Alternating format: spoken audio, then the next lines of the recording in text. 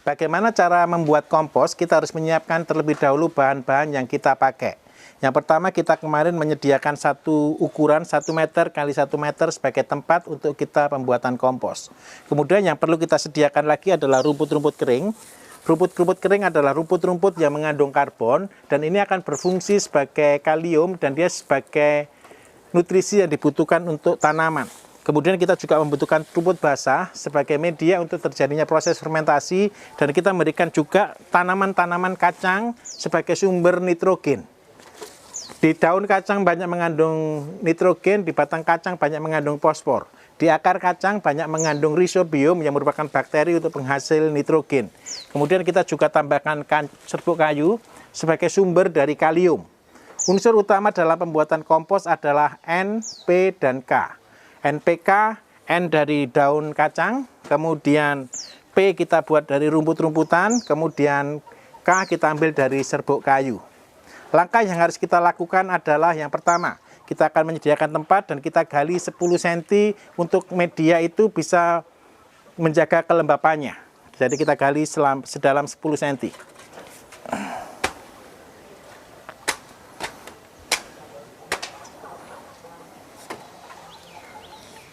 Kenapa tanah ini harus kita gali dan tanah ini kita pakai untuk medianya? Yang kita kembangkan adalah bakteri lokal.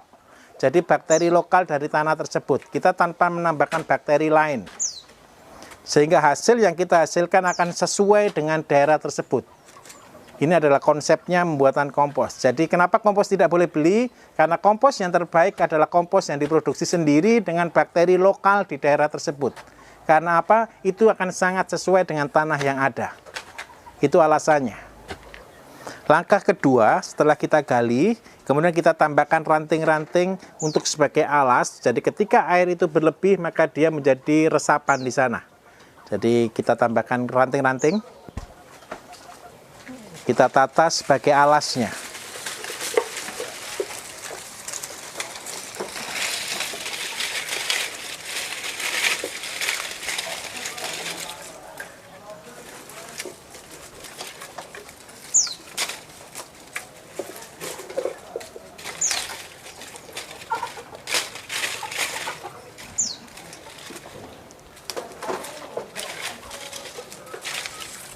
Oke, setelah alas kita taruh, kita berikan rumput kering.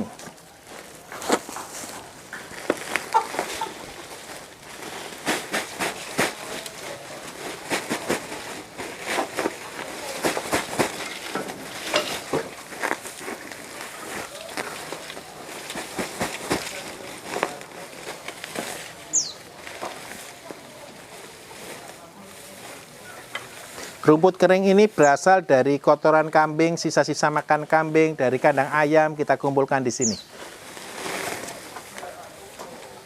Ketinggiannya kurang lebih sekitar 5-10 cm maksimal. Setelah rumput kering kita tambahkan karbon dan yang mengandung kalium. Jadi kita serbuk kayu kita pakai. Serbuk kayu karena dia tidak terlalu tinggi kebutuhannya, kita hanya memberikan sekitar maksimal tinggi 5 cm.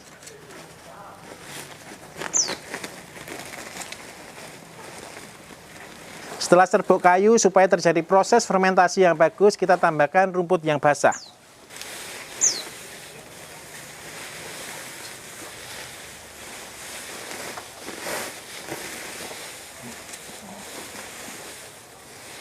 Setelah rumput yang basah, kita tambahkan rumput yang mengandung nitrogen atau kacang-kacangan.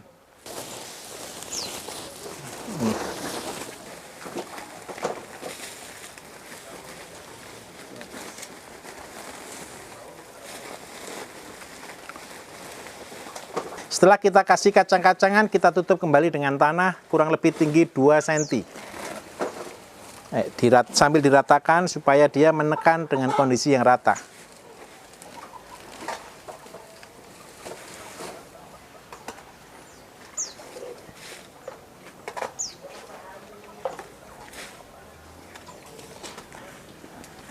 Di dalam tanah ini banyak sekali mikroorganisme yang memang dia ada di dalam tanah.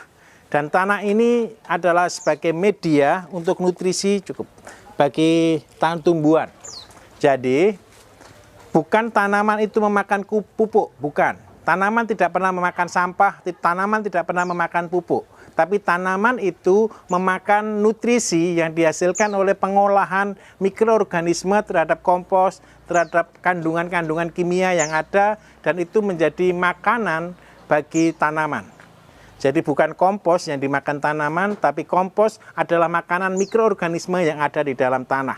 Karena itu kita memakai tanah ini untuk mengembangkan mikroorganisme, dan ini akan menghasilkan yang luar biasa. Setelah kita beri tanah, kita berikan pacuan, bisa dari air kencing kambing, urin kambing, kita juga bisa dari limbah rumah tangga dicampur dengan air.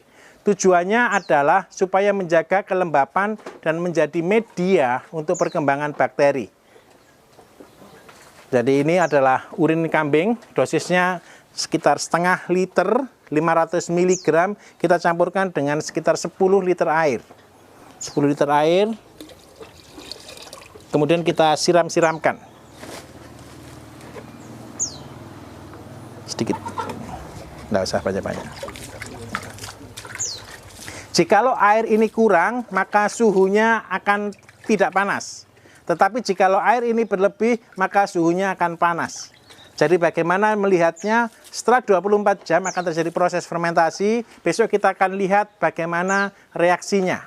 Dan kita akan mendapatkan reaksi terbagus ketika kelembapan itu stabil. Dan proses lakukan ini terus-menerus, step by step, sampai akhirnya seberapa banyak bahan yang kita miliki, berapa lama kita menggunakan proses ini, minimal 1 bulan sampai 3 bulan baru kita pergunakan. Cirinya bagaimanakah kompos yang baik? Kita akan melihatnya. Oke. Ini adalah salah satu contoh kompos yang kita buat setelah umur 1 bulan. Jadi dia tidak berbau, dia dingin. Dia remah, jadi dia sangat bagus untuk tanaman. Dia tidak menjadi lengket ketika kita pegang seperti ini, dia tidak hancur. Dan ini adalah ciri kompos yang sudah jadi. Jadi berapa lama tergantung dari bahan. Kalau memang berbahan kayu, dia akan sudah mudah dihancurkan. Kalaupun seperti berbahan kayu seperti ini, dia mudah hancur sudah. Karena apa? Ini proses fermentasi. Nah, apa yang kita lakukan setelah kita punya kompos mentah seperti ini, kita bisa menggilingnya, kita bisa menyimpannya. Kalau kita pergunakan dalam polybag, kita bisa menapis atau mengayaknya, kita pilih dan kita cari yang terbagus. Jadi dengan cara seperti ini semua sudah hancur. Kalau kompos yang kita gunakan adalah media dari kotoran ternak, seperti kotoran ayam, kotoran kambing, kotoran bebek, setelah dia menjadi kompos, kita bisa aplikasikan untuk sebagai pakan ikan. Bagaimana caranya? Kita proses dengan proses yang sedikit sama, kemudian kita butuh waktu sekitar 1 sampai 3 bulan sama, kemudian kita bisa aplikasikan langsung sebagai pakan ikan seperti ini.